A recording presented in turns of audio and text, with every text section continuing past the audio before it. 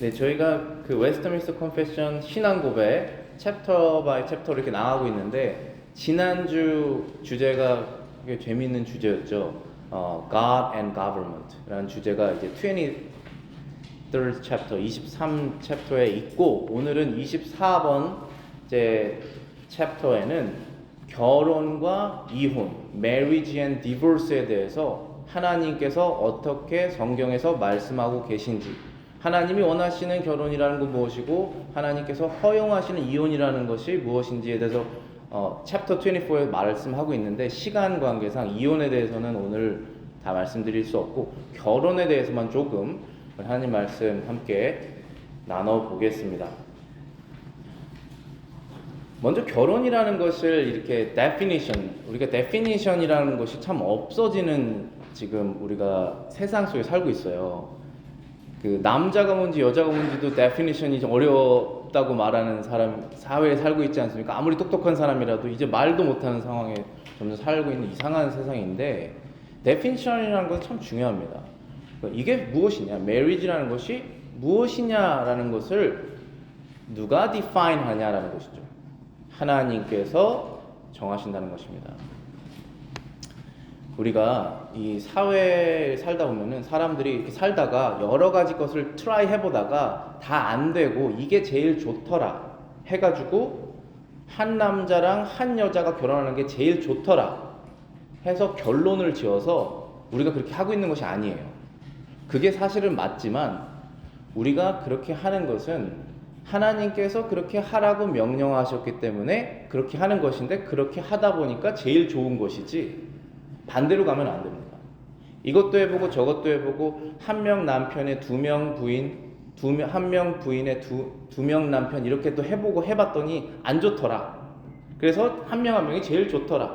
이런 식으로 이렇게 트라이를 하면서 가는 것이 좋은 방법이 아니에요.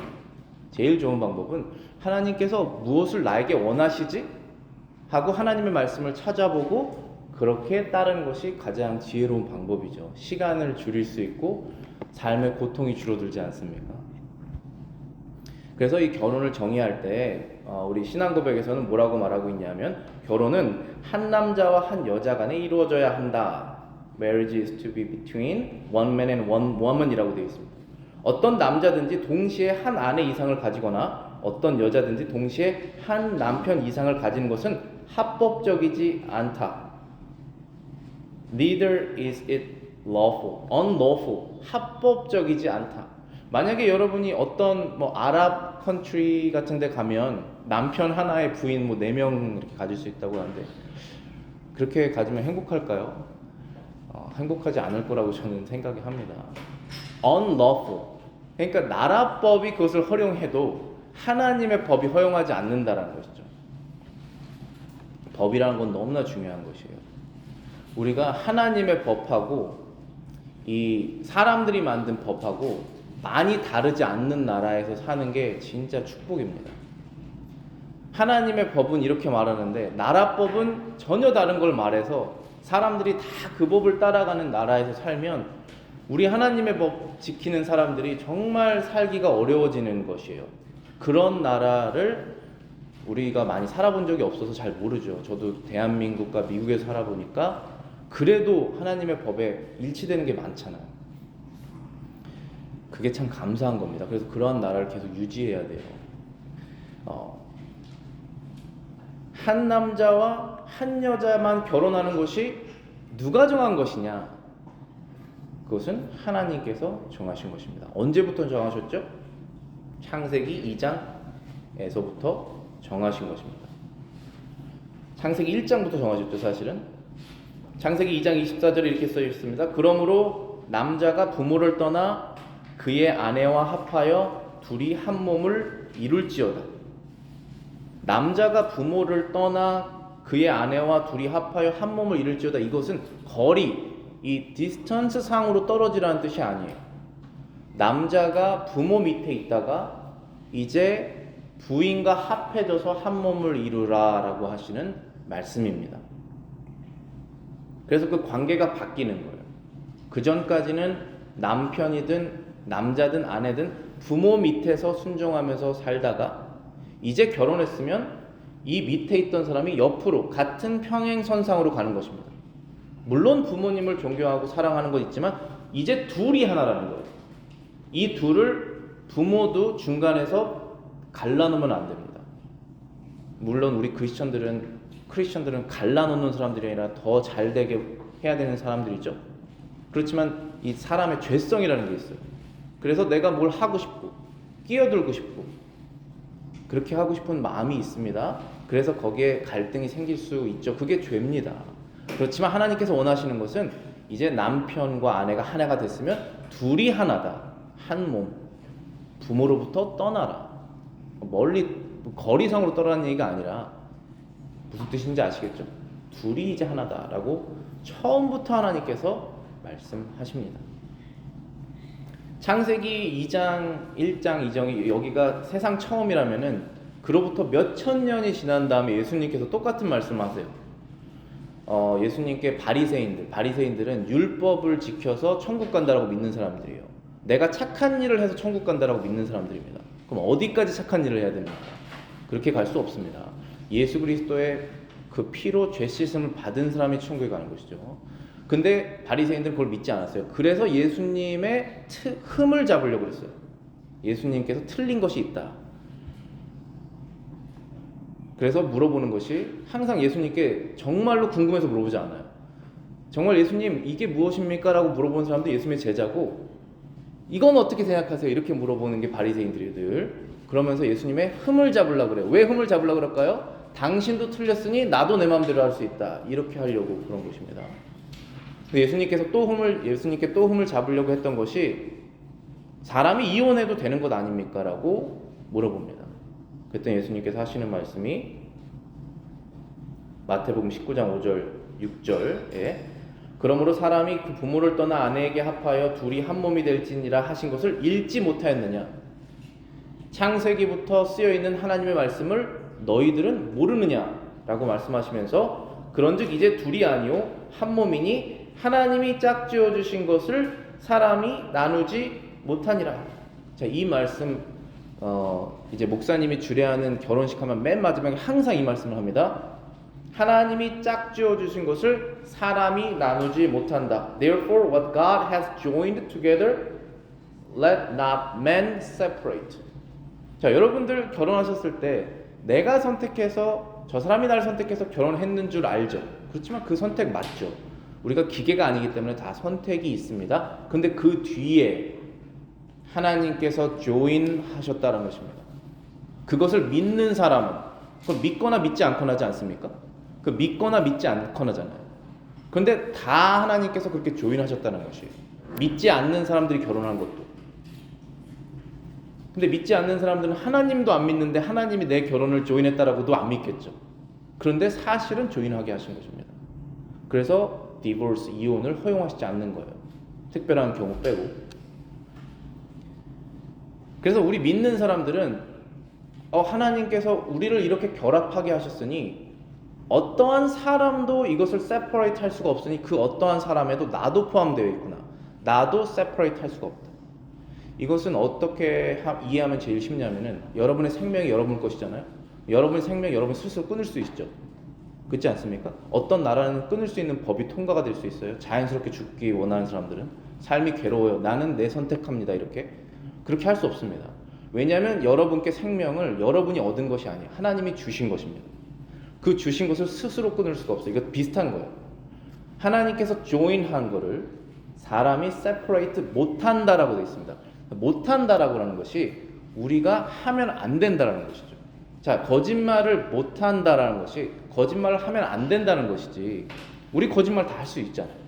거짓말을 하는 것이 안 된다라는 것이지 우리가 얼마나 많은 사람들이 서로 갈라질 수 있습니까? 이혼할 수 있습니까? 할 수 있잖아요. 근데 하면 안 된다라고 말씀하시는 거죠. 그것이 하나님의 뜻이고 듀리고 우리의 의무다라고 말씀하시는 것입니다. 예수님께서 직접 말씀하시는 거예요. 그런 다음에 9절 말씀에 이런 말씀하십니다. 내가 너희에게 말하노니 누구든지 음행한 이유 외에 아내를 버리고 다른 데 장가드는 자는 간음합니다. 음행한 이유 외에 이혼하는 것이 합당하지 않다라는 것입니다. 그런데 이 상황에도 음행한 상태가 됐어도 배우자가 꼭 이혼해야 되는 것은 아니에요. 용서할 수 있습니다. 그런데 이혼하는 것이 합당해요. 이름을 여러분 기억하세요. 이 교회라는 것을 여러분들이 어떻게 이해하셔야 되냐면은, 교회에서 어떠한 이혼 사태, 이혼 상황이 벌어졌어요. 그러면 lawful, 나라에선 lawful이지만 하나님의 법에서는 unlawful이에요. lawful일 수가 있죠. 그럼 우리는 하나님의 법을 따라가는 거예요, 교회는. 그럼 그 사람이 하나님의 법을 따르는 사람이냐는 걸 보고 그리스도인이라고 판단하는 거예요, 우리. 누가 하나님의 법을 이게 진짜 내 법이라고 따라갑니까? 세상 법에서는 오케이 했는데 이 법에서는 하나님께서 싫어하시면 누가 그 법을 따라갑니까? 오직 하나님을 믿는 하나님의 백성만 그 법을 따라가는 거예요. 어떻게 누가 그리스도인인지 압니까? 하나님의 법을 따르는 사람이 그리스도인이구나고 아는 방법밖에 없는 거예요. 그래서 음행 사건이 벌어졌으면 이혼하는 것이 합당해요. lawful이에요. 그래서 이혼 증서를 교회에서 끊어줄 수 있어요. 이 여자, 이 남자, 당신은 새로 결혼해도 됩니다. 그런데 꼭 그렇게 결혼해야 되는 것은 아니에요. 그 사람을 용서하고 다시 받아들여서 어떠한 잘못을 했든지 간에 심지어 음행도 받아들여 줄 수 있는 거예요. 그러나 받아들이고 싶지 않으면 안 받아들여도 되는 거예요. 그것은 lawful이에요. 예수님께서 그렇게 말씀하신 거예요. 음행한 이유 외에는 이혼하는 것이 합당하지 않다, 이렇게 말씀하신 것이죠. 그리고 음행한 이유 외에 이혼한 사람하고 다시 결혼하는 것은 그것이 음행이다 라고 말하는 거예요. 왜냐하면 그 사람은 아직 저 사람의 배우자이기 때문에, 하나님께서 인정하시고 있는 부부 관계이기 때문에 그 사람이 법적으로 이혼했어도 내가 그 사람과 결혼을 하는 것을 하나님께서 음행이다, 너희들은 부부가 아니다 라고 말씀하시는 것이죠. 이해가 되십니까? 하나님 앞에서, 우리는 사람 앞에서 사는 사람들이 아니에요. 하나님 앞에서 살다 보면 사람들 앞에서 올바르게 살아가야 되는 것이지, 하나님 없이 사람들 앞에서 올바르게 살다가 보면 다 위선자가 됩니다. 하나님 앞에서 살아야 되는 거예요, 우리가. 자, 그 다음에 결혼의 목적. 그럼 하나님께서 결혼을 왜 만드셨냐? 결혼이라는 것이 왜 필요한가 하면은, 우리 신앙고백 두 번째 패러그래프에 잘 나와 있습니다. 결혼은 남편과 아내의 상호 협조를 위해 정당한 자손에 의한 인류의 증가와 거룩한 시에 의한 교회의 증가를 위해 부정의 방지를 위해 제정되었다. 저기 이 구절에서 지금 세 가지를 말하고 있습니다. 첫 번째는 정당한 상호 협조, the mutual help입니다.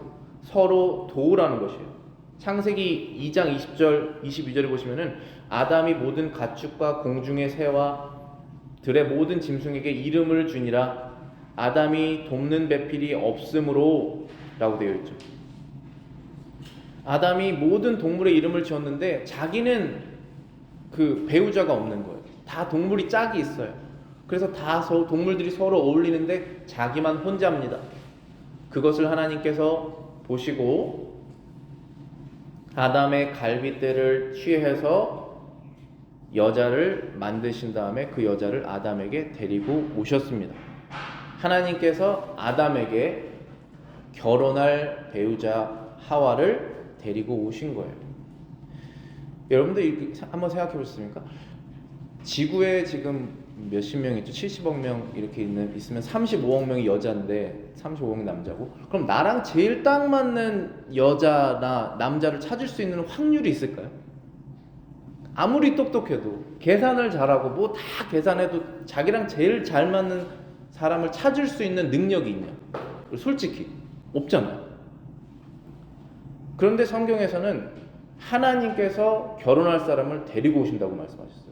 그러면 그 둘이 딱 맞는 거예요. 하나님께서 하신 일이 가장 정확하고 가장 완벽한 일입니다. 그래서 우리가 지금 현재 누구랑 결혼하셨든지 간에 여러분과 가장 제일 맞는 사람을 하나님께서 붙여놓으신 거예요. 그것을 여러분들이 기억하셔야 돼요. 이걸 믿어야 됩니다. 이건 믿음의 싸움이에요. 안 믿으면 그만이잖아요. 그럼 다른 사람을 찾아 나서야겠죠. 그럼 만날 수 있는 확률이 있습니까? 그것도 하나님께서 축복하시지 않는데 하나님께서 축복하신 과정 중에서 배우자를 붙여놓으신 것입니다. 두 번째 결혼의 목적은 인류의 증가와 교회의 증가라고 되어 있습니다. The increase of mankind with legitimate issue. 정당한 결혼 관계 속에서 나온 아이들로 인해서 인구가 증가하는 것을 하나님께서 원하시고, 두 번째는 거룩한 시에 의한 교회의 증가다. And for of the church, increase of the church with a holy seed. 자, 이게 뭔지 설명해 드릴게요. 첫 번째는 쉬워요. Increase of mankind. 결혼을 하게 되면 하나님의 축복 가운데 아이들을 낳게 되고, 그것이 가장 정상적인 방법으로 사람들을 늘어나게 하시는 하나님의 방법이다. 그리고 창세기 1장 28절에 제일 먼저 하나님께서 이 이유 때문에 결혼이라는 것을 제정하셨습니다. 하나님이 그들에게 복을 주시며, 아담과 하와에게 복을 주시며 이르시되 생육하고 번성해라, 땅에 충만하라, 땅을 정복하라, 바다의 물고기와 하늘의 새와 땅에 움직이는 모든 생물을 다스려라 되어 있죠. Be fruitful and multiply 라고 했습니다. 생육하고 번성해라. 그래서 아이들을 낳게 되는 것이죠. 요즘에 대한민국이 세계에서 아이 제일 안 낳는 나라더라고요. 거의. 왜 그렇게 되느냐 하면은 다 블레임할 수 있습니다. 아, 집값이 너무 비싸다. 사실이고, 아, 교육비 너무 비싸다. 사실이죠. 그런데 그런 사실로 인해서 부부가 결혼을 했는데 아이를 가질 수 있는 상황에서 안 갖고, 전혀 하나도 안 갖고 우리는 우리 둘끼리만 산다라고 그렇게 결정하는 것이 과연 lawful 하느냐 이거죠. 하나님께서 그거를 좋다라고 여기시냐 이거죠. 그러니까 우리는 누구의 뜻대로 사는 사람이에요. 내 뜻대로 살면 내가 신이죠. 우리는 예수 그리스도를 나의 Lord, 나의 주라고 생각하는 사람들이지 않습니까? 그러면 하나님께서 말씀하시는 것이 무엇인지를 알고 내가 이 상황이 안 되면 어떻게 하면 할 수 있는지를 고민하고 하나님께 기도를 하고 나아가야 되는 것이잖아요. 물론 우리가 다 어려움을 겪고 있고 이건 참 어려운 상황이다라는 것을 다 인정하고 있죠. 그렇지만 그것을 익스큐즈로 삼지 않고 하나님의 말씀을 무엇인지 알고 지키려고 하는 노력과 내 마음의 변화가 먼저 있어야 되는 것이잖아요. 그래서 세상 처음부터 하나님께서 지금 세상이 점점 더 아이를 안 낳는 세상으로 가는 것을 알고 계시면서도, 지금 하나님께서 서프라이징 하신 일이 없잖아요. 알고 계시면서도 아이들을 낳고 결혼을 하면서 인구가 증가되는 것을 원하시고 그것 때문에 남자 여자 다른 성을 만드셨다라고 말씀하시는 거예요. 창세기 1장에. 그런 다음에 교회의 증가, the increase of church라고 되어 있는데, 우리 한국 그 크리스찬들이 무식한 게 많죠. 정말 모르는 게 많아요, 저희가. 그런데 정말 무식한 말이 뭐냐면 못 배운 거죠. 못 배워서 무식한 거예요, 우리가. 교회에서 안 가르친 게 뭐냐면은 전도를, 사람이 전도라는 게 교회 사람들 데리고 오는 거잖아요. 이 전도를 못하면 아이들이나 많이 낳아라, 이런 얘기를 제가 굉장히 자주 들어요. 우스갯소리죠. 근데 사실 전도라는 게, 전도는 교회 사람을 교회에 데리고 오는 게 아니에요. 전도라는 것은 evangelism이에요. good news를 전하는 것입니다. 그럼 무엇이 good news입니까? 사람이 죄인인데 지옥에 가지 않고 천국에 갈 수 있는 예수님을 알라라는 게 전도예요. 전할 전에 길도자. 근데 전도라는 것을 교회의 사람을 늘리게 하는 것이라고 일반적으로 우리가 그냥 그렇게 커먼리 사용하자라고 합의를 해도, 전도의 방법은, 교회를 늘리는 방법은 여기 첫 번째, 아이들을 낳는 것이에요. 이것이 얼마나 거룩한 부부관계 속에서 하나님께서 만들어 놓으신 그 purpose, 목적이라는 것을 모르면서 어떻게 그렇게 말할 수 있습니까? 너무 부끄러운 것이에요. 이것은 우리가 부끄러울 줄 알아야 됩니다. 모르면 다시 배우면 되고. 그러면 여기에서 뭐라고 말했냐면은, marriage라는 것은 is for the increase of the church with unholy seed. 거룩한 씨에 의해서 교회가 증가하는 것이라고 그러는데, 그럼 홀리 시드라는 것은 무엇입니까? 저와 여러분들이 홀리합니까? 오직 홀리하신 것은 예수님밖에 없으시잖아요. 홀리 시드라는 것은 성도 안에서 난 자녀들, 제가 여러분들 성도라고 부르잖아요. 그건 낮추는 말이 아니에요. 굉장히 높은 말입니다. Holy One이라는 뜻이에요. 거룩한 성, 거룩한 분이라는 뜻입니다. 예수 그리스도 안에서 죄 씻음을 받은 거룩한 자들, 그 부부가 결혼하여서 아이를 낳는 것이 marriage의 목적이다. For the increase of church. 그것이 marriage의 목적이다 라고 말씀하시는 거예요. 말라기 2장 찾아보겠습니다. 성경 가지고 계신 분들, 올드 테스먼트의 제일 마지막 책이 멜라카이예요. 말라기 2장 13절부터 17절, 성경 갖고 계신 분들 1329쪽에 있습니다. 읽어보겠습니다. 말라기 2장 13절부터 17절. 너희가 이런 일도 행하니 곧 눈물과 울음과 탄식으로 여호와의 단을 가리우게 하도다. 그러므로 여호와께서 다시는 너희의 헌물을 돌아보지도 아니하시며 그것을 너희 손에서 기꺼이 받지도 아니하시거늘 너희는 이르기를 어찌미니이까 하는도다. 이는 너와 너의 어려서 취한 아내 사이에 여호와께서 일찍이 증거하셨음을 인함이니라. 그는 내 짝이요 너의 맹세한 아내로되 내가 그에게 괴사를 행하는다. 여기 13절 14절은 무슨 내용이냐면, 하나님께서 우리의 예배를 안 받으세요. 내가 드리는 헌물도 안 받으시고 내 예배를 기뻐하지 않으십니다. 그랬더니 하나님께서, 그 사람들이 하는 말이, 왜 우리 예배 안 받으십니까 하나님? 그랬더니 하나님께서 하시는 말이, 너희들이 어렸을 때 취한 아내를 버렸고 거짓말을 하였다 라는 것입니다. 15절에 여호와는 영이 유하할지라도 오직 하나를 짓지 아니하셨느냐? 어찌하여 하나만 지으셨느냐? 이는 경건한 자손을 얻고자 하심이니라. 여기에 경건한 자손, godly offspring이라고 하는 단어가 나옵니다. 하나님의 자녀 남자, 하나님의 자녀 여자가 결혼을 하여 둘이 하나가 되어 자녀들, 하나님의 거룩한 자녀들을 낳는 것이 결혼의 목적인데, 어렸을 때 취한 아내를 버리고 다른 사람과 결혼을 해서 거룩한 자녀를 낳을 수 있겠느냐? 그러면서 너희들의 예배를 내가 받으라고 하느냐? 라고 말씀하시는 것이죠.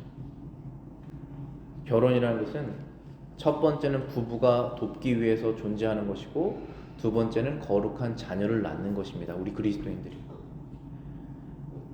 그 부부가 서로 돕는 것 중에서 제일 큰 게 자녀 양육이라고 저는 생각해요. 남편이 밖에서 메인리 돈을 벌어오고 아내가 집안일을 메인리 하고, 그런 것도 돕는 관계지만 자녀를 키우는 거예요. 제가 생각해보면은 요즘에 그 동성결혼도 많고 하는데, 그럼 남자는 어떻게 남자답게 키울 거예요? 만약에 둘 다 여자면. 여자는 어떻게 여자답게 키울 거예요? 만약에 둘 다 남자면. 남자가 가르쳐줄 게 있고 여자가 가르쳐줄 게 있지 않습니까? 어떻게 그걸 상식적으로 이해를 못합니까? 그 자기가 좋다고 그렇게 어떻게 할 수 있습니까? 그걸 나라 법까지 만들어 놓습니까? 그게 상식적으로 이해가 되세요? 우리가 그런 사회에 살고 있습니다. 지금 굉장히 똑똑한 사람들이에요. 박사학위 받은 사람들입니다. 논리적으로 논문 쓰는 사람들이에요. 그 사람들이 결론적으로 남자끼리 결혼을 된다, 여자끼리 결혼을 된다까지 나왔어요. 그럼 그 아이들을 낳을 수도 없겠지만, 만약에 입양을 해서 키우면 남자는 어떻게 남자답게 키울 것이고 여자는 어떻게 여자답게 키우냐 이거예요. 사람 망치는 일이죠. 하나님께서 이 mutual help, 부부가 도우라고 하는 것은 남자는 어떻게 아내를 사랑하고 남자답게 가정의 머리로서의 역할을 하는지 그 모습을 남자 아이들에게 보여주는 것이에요. 여자아이들은 그런 남자를 찾겠죠. 나중에 여자는 남편에게 순종하고 남편의 좋은 suitable helper가 돼서 도와주는 그 여자의 모습을 딸들이 봐서, 아, 저게 그리스도인 여성의 모습이구나, 그걸 보고 따라가는 것입니다. 말로 가르치는 것은 한 10%도 안 되잖아요. 우리가 부모로서 보고 다 하는 거예요. 그게 결혼의 목적이다. 세 번째는 부정의 방지, preventing of uncleanness. 이것은 음란죄에 빠지지 않기 위해서 남자가 아내와 결합하여서 한 몸을 이루라고 하나님께서 말씀하시는 것입니다. 사람을 가장 잘 아시고 죄라는 것이 얼마나 무서운 것을 하나님께서 아시는 분이 음란죄를 방지하기 위해서 결혼이라는 것을 세상 처음부터 만들어 놓으신 거예요. 만약에 여러분들이 누가 싫어서, 자기가 부인이 싫어서 이혼을 했다고 생각해보세요. 그럼 그 아내는 불안한 상태에 빠진 것입니다. 보호자가 없는 것이에요. 하나님께서 그것을 보호하시기 위해, 남자도 마찬가지죠. 남자가 혼자 있는 것이 불안한 상태입니다. 함께 있는 것을 원하시는 거예요. 누구를 위해서? 하나님의 영광을 위해서 첫 번째, 두 번째는 그 둘의 안전을 위해서. Preventing uncleanness. 고린도전서 7장 2절이죠. 음행을 피하기 위하여 남자마다 자기 아내를 두고 여자마다 자기의 남편을 두어라.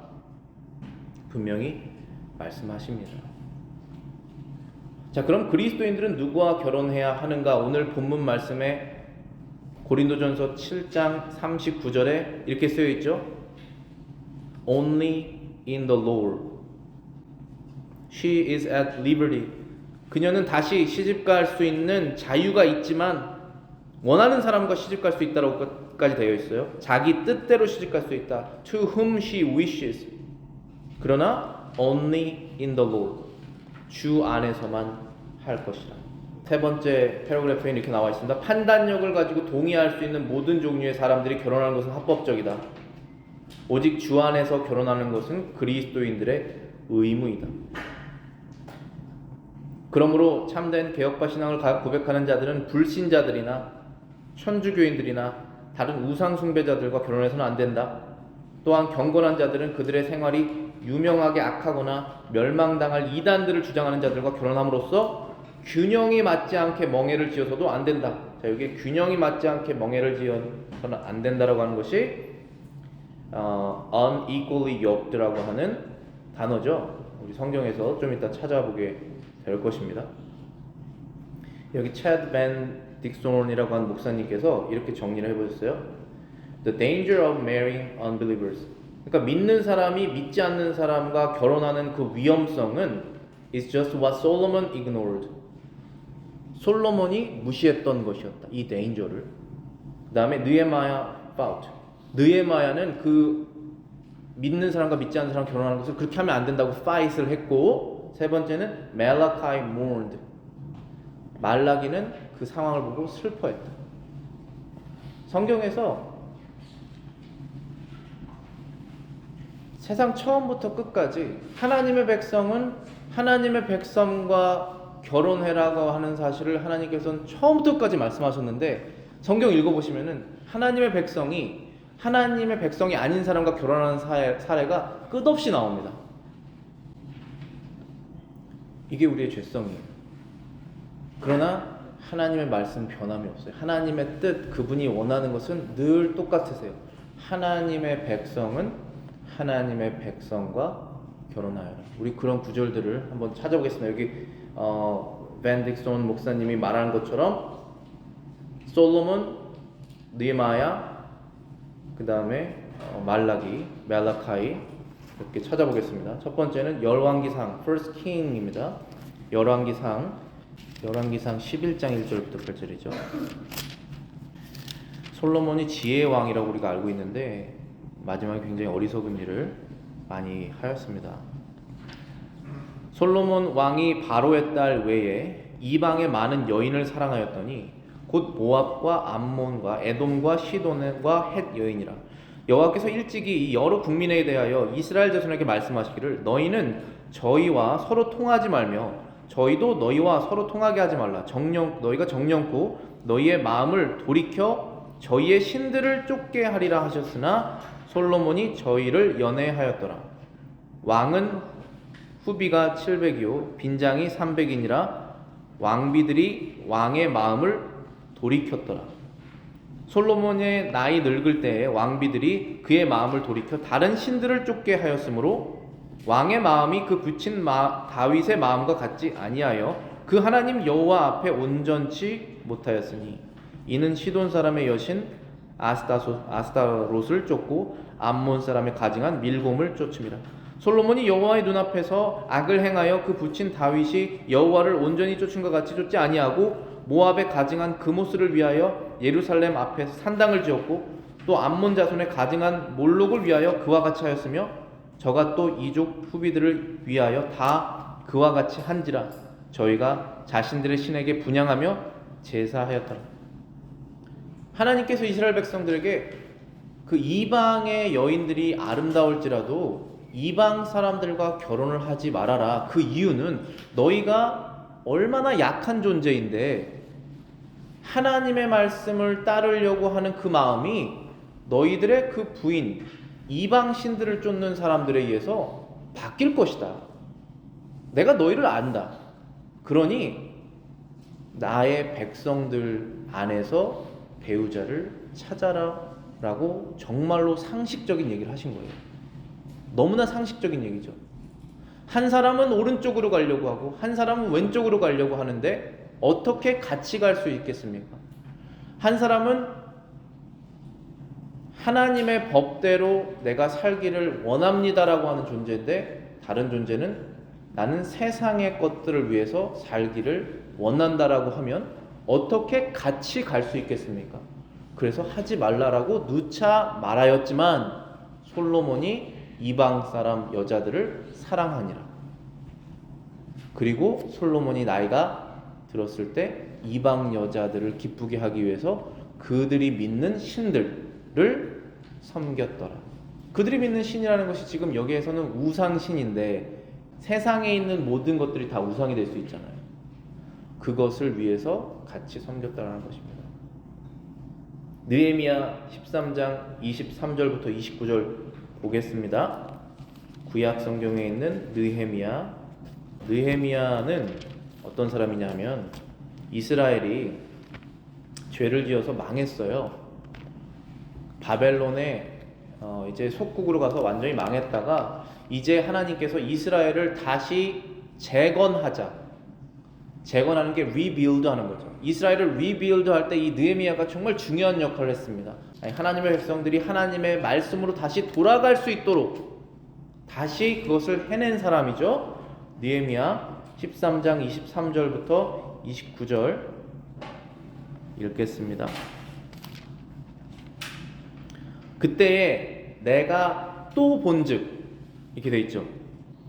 사실 느헤미야가 다른 나라에 갔다가 이제 이스라엘로 돌아와서 이스라엘 사람들이 하나님의 백성들이 이제 망했다가 다시 하나님 나라를 지으려고 하는데 그 사람들이 사는 걸 자세히 봤더니 잘못된 게 몇 가지가 있었거든요. 근데 지금 잘못된 게 앞에 두 가지가 이미 나와 있고 그 다음에 또 봤는데 이게 있더라고 말한 거예요. 첫 번째 잘못된 것은 제가 말씀드리면은 제사장들이 제사장의 일을 못하도록 제사장에게 줄 돈을 주지 않았어요. 사람들이 빼돌렸어요. 그래서 제사장들이 제사 일을 못해요. 교회에서 말씀을 전하는 사역자가 없어지는 거예요. 살 수가 없으니까. 중간에서 떼먹는 사람이 있어요. 그래서 그거를 올바르게 잡았고, 두 번째는 안식일. 하나님의 백성이 안식일을 지키지 않아요. 그게 너무나 통용돼서 이제 말도 하지 않아요. 그래서 그거를 다시 바꿨어요. 이게 두 가지예요. 내가 본즉 이걸 바꿨습니다. 하나님, 제가 이거 바꿨으니 제가 한 좋은 일 기억해 주세요. 이렇게 느헤미야가 말합니다. 그리고 세 번째가 이제 믿는 사람이 믿지 않는 사람과 결혼한 것이 너무나 많더라. 그것을 다시 바꾸는 그런 상황입니다. 세 번째 한번 읽어보겠습니다. 23절 말씀. 그때 내가 또 본즉 유대 사람이 아스돗과 암몬과 모압 여인을 취하여 아내를 삼았는데 그 자녀가 아스돗 방언을 절반쯤 하여도 유다 방언은 못하니 그 하는 말이 각 족속의 방언이므로 내가 책망하고 저주하며 두어 사람을 때리고 그 머리털을 뽑고 이르되 너희는 너희 딸들로 너희 아들에게 주지 말고 너희 아들이나 너희를 위하여 저희 딸을 데려오지 않겠다고 하나님을 가리켜 맹세하라 하고 또 이르기를 옛적에 이스라엘 왕 솔로몬이 이 일로 범죄하지 아니하였느냐. 저는 열국 중에 비길 왕이 없이 하나님의 사랑을 입은 자라. 하나님이 저로 왕을 삼아 온 이스라엘을 다스리게 하셨으나 이방 여인이 저로 범죄케 하였으니 너희가 이방 여인을 취하여 크게 악을 행하여 우리 하나님께 범죄하는 것을 우리가 어찌 용납하겠느냐. 대제사장 엘리야십의 손자 요야다의 아들 하나가 호론 사람 산발랏의 사위가 되었으므로 내가 내어 쫓아내어 나를 떠나게 하였느니라. 내 하나님이여, 저희가 제사장의 직분을 더럽히고 제사장의 직분과 레위 사람에 대한 언약을 어기었사오니 저희를 기억하옵소서. 이제 이스라엘 백성이 믿지 않는 사람과 결혼해서 그 자녀들도 이스라엘 말을 이제 잊어버리고, 그런 다음에 하나님의 제사장을 하는 사람이 믿지 않는 사람의 사위가 되어서 있는 것을 보고 그것을 다 제대로 돌렸다는 것입니다. 여기서 제가 하나 말씀드리고 싶은 것은, 지금 이것은 구약 시대고 구약 시대의 시빌로, 그 구약 시대에 적용되는 그 법이 우리 신약 세대 교회에 적용되지 않는 것이 있습니다. 그래서 지금 믿지 않는 사람과 누가 믿는 사람이 결혼했다고 해서 이혼을 할 수 있는 정당한 사유가 되지 않아요. 신약 성경에 그 이혼에 대한 것을 제가 다룰 수가 없으니까 시간 관계상 다음에 다룰 것인데, 믿지 않는 사람이 믿는 여자와 같이 살기를 원하면 계속 그 결혼 관계를 유지해야 돼요. 근데 bottom line은 뭐냐면, 믿는 사람이 믿지 않는 사람과 결혼할 수 없다는 거예요. 그건 똑같아요. 근데 지금처럼 그것이 발견됐다고 이혼을 시키는 것이 지금 느헤미야가 한 것인데, 그것이 신약 성경에 적용되지 않습니다. 이걸 여러분들이 두 개를 이해하셔야 돼요. bottom line은 믿는 사람과 믿지 않는 사람이 결혼하는 것을 하나님이 싫어하신다. 근데 결혼이 되어 있으면 믿지 않는 사람이 믿는 사람과 결혼하는 것을 계속 원한다면 버리면 안 돼요. 근데 만약에 믿지 않는 사람이 믿는 사람과 더 이상 못 살겠다 하고 버리면 가게 내버려둬라라고 하는 것이 성경의 또 말씀이에요. 근데 그런 일이 언제 일어나느냐? 주로 이렇게 일어납니다. 둘 다 안 믿었어요. 그런데 한 명이 믿게 됐습니다. 근데 그냥 믿는 것이 아니라 제대로 믿게 됐어요. 그러면 다 바뀌어요. 자신의 목표가. 그럼 이제 안 믿는 사람과 다 달라지게 됩니다. 그럼 여기에 불화가 생겨요. 나는 하나님의 뜻을 따르기를 원해요. 나의 사랑하는 배우자요, 나랑 같이 갑시다. 배우자가 따라오면 같이 가는 거예요. 근데 안 따라오고 나는 당신을 버리고 당신의 자녀도 버리고 나는 갈 겁니다 하고 가는 사람들이 있어요. 그러면 가게 내버려 두라는 것입니다. 이것을 여러분들이 기억하시고 적용하셔야 됩니다. 난 말라기는 모urn을 했다고 했습니다. 슬퍼했다고 했습니다. 어떻게 슬퍼했는지 한번 보겠습니다. 말라기 2장 11절 12절 주보에 있습니다. 유다는 거짓을 행하였고 이스라엘과 예루살렘 중에서는 가증한 일을 행하였으며 유다는 여호와께 사랑하시는 그 성결을 욕되게 하여 이방신의 딸과 결혼하였으니 이 일을 행하는 사람에게 속한 자는 깨는 자나 응답하는 자나 물론이요 만군의 여호와께 제사를 드리는 자도 여호와께서 야곱의 장막 가운데서 끊어버리시리라. 유다는 거짓을 행했다는 것이에요. 여호와께서 사랑하시는 성결을 욕되게 했다는 것은 이방신을 따르는 하나님을 믿지 않는 딸들과 결혼하여서 하나님을 슬프게 하였다라는 것입니다. 그들은 여호와의 제사, 야곱의 장막, 하나님의 교회 가운데서 끊어지게 될 것이다 라고 말씀하시는 것입니다. 그럼 신약 성경에서 예수님은 다른 말씀을 하시냐? 그렇지 않습니다. 똑같은 말씀을 하세요. 신약 성경에 여러분들이 따르는 그리스도, 예수 그리스도께서 무슨 말씀을 하시느냐?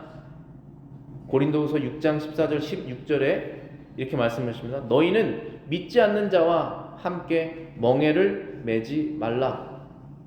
의와 불법이 어찌 함께하며 빛과 어두움이 어찌 사귀며 그리스도와 벨리알이 어찌 조화되며 믿는 자와 믿지 않는 자가 어찌 상관하며 하나님의 성전과 우상이 어찌 일치가 되리요. 우리는 살아계신 하나님의 성전이라 이와 같이 하나님께서 이르시되 내가 그들 가운데 거하며 두루 행하여 나는 그들의 하나님이 되고 그들은 나의 백성이 되리라. 똑같은 프린시플이죠. 믿는 자와 믿지 않는 자가 결합할 수 없다. 그 이유는 한 명은 성령이 있고 한 명은 성령이 없는 상태, 성령이 있는 사람을 하나님께서 하나님의 성전이라고 그래요. 우리가 원래는 거룩하지 않은 상태인데 하나님의 성령이 들어오면 그때부터 하나님의 말씀을 따르는 존재가 돼서 성전이 되죠. 성전이 된 사람과 성전이 되지 않은 사람이 어떻게 결합을 하느냐라고 말씀하시면서 do not be unequally yoked라고 나와 있습니다. 믿지 않는 자와 어떻게 함께 멍에를 맬 수 있겠느냐라는 것입니다.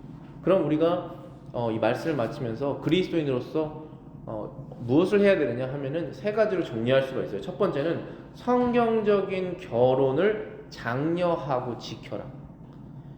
결혼은 믿지 않는 사람들도 다 해야 되는 것입니다. 음행을 방지하기 위해서, 인류를 증가하기 위해서 하는 것이에요. 그런데 믿는 사람과 믿는 사람이 결혼하라고 하는 그 성경적 결혼관을 장려하고 내 스스로 지켜라는 것입니다. 그리고 성경적 결혼관에서 한 남자와 한 여자가 결혼하라고 하는 그 성경적 결혼관을 여러분들이 이 나라에서 지키실 수 있겠죠. 두 번째는 성경의 결혼의 성경적 목적을 알고 따라라. 결혼이라는 것이 왜 존재하는지 알고 그것을 따라라는 것이고, 세 번째는 믿는 자는 오직 주 안에서 결혼하고 믿음의 가정을 세워라. 이 세 가지입니다. 우리 기도하고 마치겠습니다.